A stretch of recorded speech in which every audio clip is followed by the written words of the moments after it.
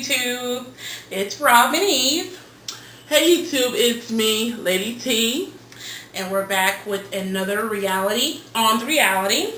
What we're going to be talking about today is a very serious topic. Yeah.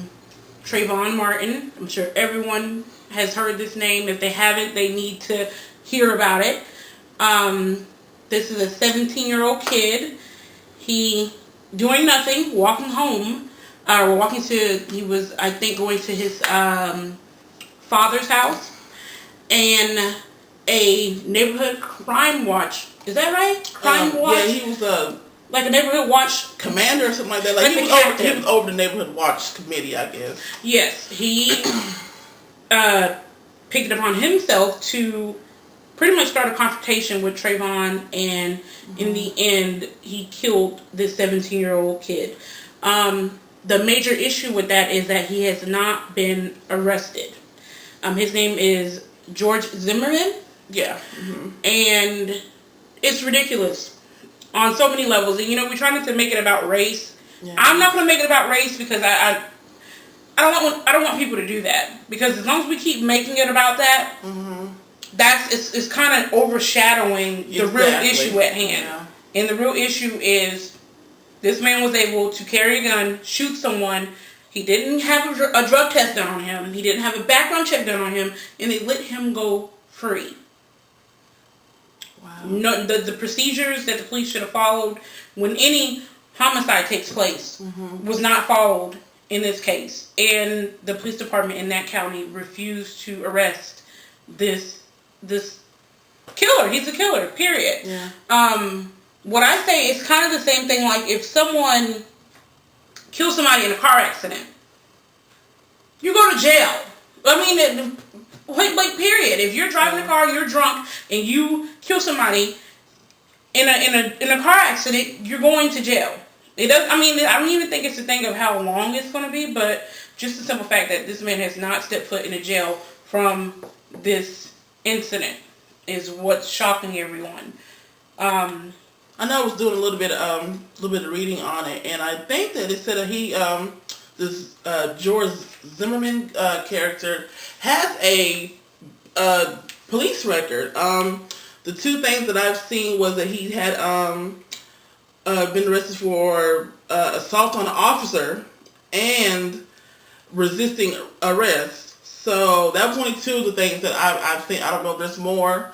So yeah, it doesn't feel good. It doesn't sit well with me to know that a kid walking through his neighborhood with a cup of Arizona, with a can of Arizona tea and a bag of Skittles, how this man in his mind targets this young guy, follows him after being told not to follow him by the 911 responder, and gets into a confrontation battle with a kid. When you hear neighbors are hearing someone saying help or hearing please.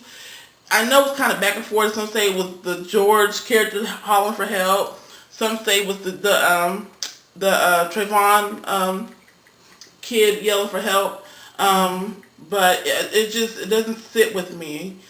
It doesn't sit well with me that knowing that this can happen. Like I said, I mean, like my sister, I don't want to make it a race. I want to feel like we're kind of beyond that stuff now.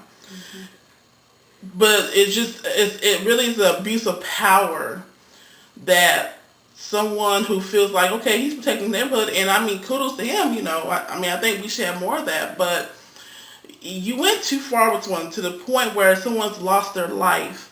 A mother has lost her son. I don't know if he had any siblings. I'm pretty sure he had cousins, friends. I mean, a young kid, 17 years old, life is over. And over because someone assumed something. So that's where the whole cliche, don't judge a book by its cover. Yeah. This is one of the cases where you shouldn't, because the end result is someone's lost their life, and it's really sad. It's really, really sad. It is. And Anderson Cooper, I love Anderson. He did a really good special today on his show about the case. He had the parents on the show and the lawyer, and he actually had two of the neighbors that called 911 while all of this was happening on the show.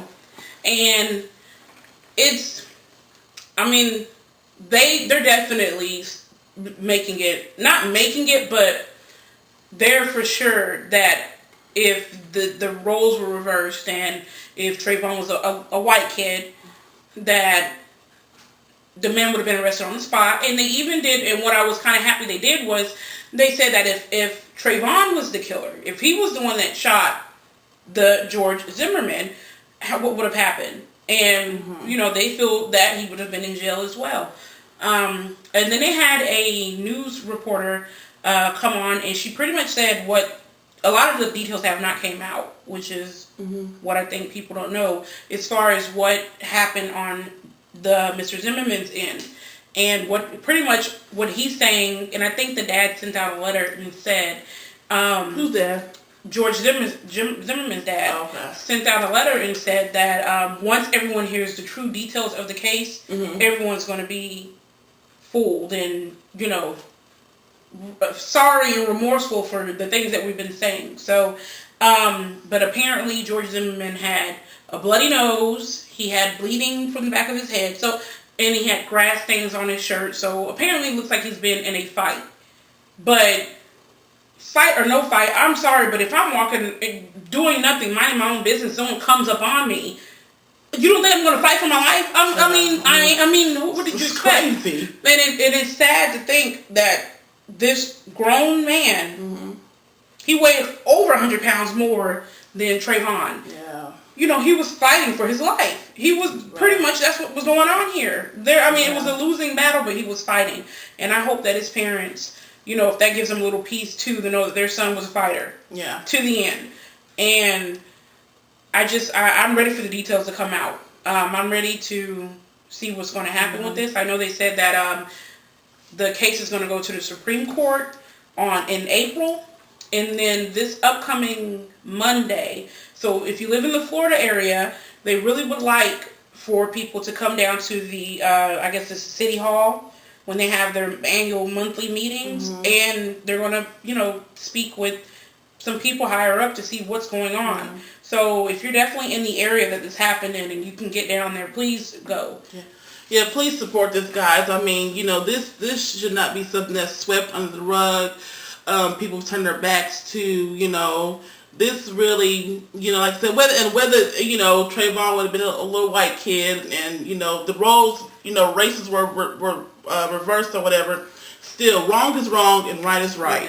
And that situation, it was totally wrong. And I know that, there's a lot of recordings of the 911 people, different people calling 911, and said that there was a fight, that this young kid was fighting for his life. So it would not be a shocker that, if he had a bloody nose, a busted, bleeding from the head, grass stains, this kid was fighting. And he probably was fighting for his life because he saw this man pull a gun out on him. So your natural reaction is to protect yourself.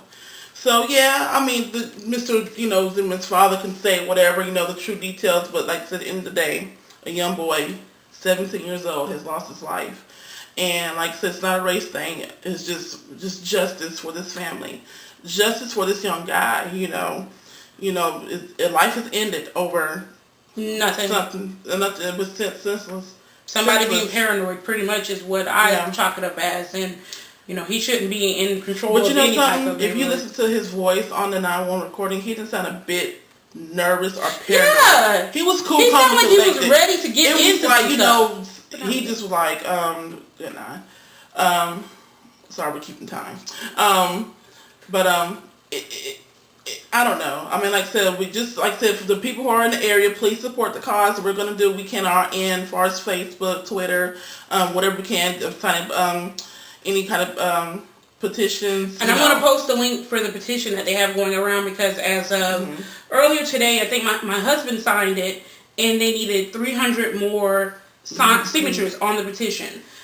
So I'm going to post that because we need to get those signatures so that something can at least start. I mean, and another thing I want to say too is we need to pull together, not just for this case, but all the cases going on in America that is not right. I mean, I feel like lots of stuff happens and then it's hot for a minute and gets swept under the rug. Yeah. I really feel like we really need to start pulling together to Yeah. change a lot of the stuff that's going on in this world, period. And keep that in mind. But I'll post a link for the petition, and everyone show your support and do what you can, and try to make this place better. God bless you all, and like I said, please, just keep this family in prayer. Just keep, God bless us all. Okay. Thanks, you too. Right. Thank you, you too.